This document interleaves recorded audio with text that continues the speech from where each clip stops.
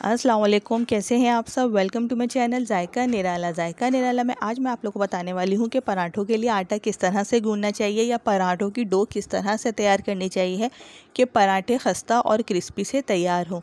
तो चलें स्टार्ट करते हैं। पराठों का आटा गूंदने के लिए मैंने लिया है 1 कप फ़ाइन आटा।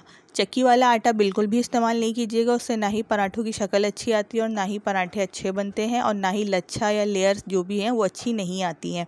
उसके बाद मैंने इसमें शामिल कर दिया है 1 कप मैदा, फ़ाइन आटा 1 कप, मैदा 1 कप और 1 अदद अंडा।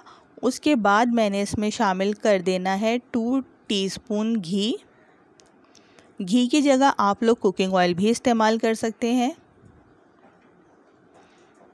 1 टीस्पून अब हम इसमें शामिल करेंगे चीनी और 1 टीस्पून हम इसमें शामिल करेंगे नमक। नमक आप लोग अपने टेस्ट के हिसाब से कम और ज़्यादा कर सकते हैं। नमक डालने के बाद फिर हम इन तमाम चीज़ों को अच्छी तरह से मिक्स कर लेंगे।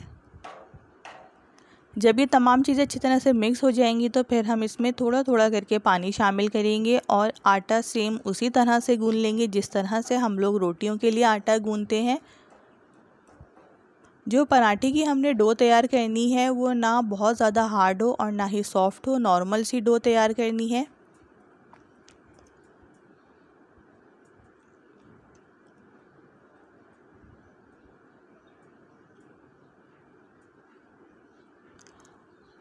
अब हम इसे हाथों से 4 से 5 मिनट तक अच्छी तरह से गूंदते रहेंगे।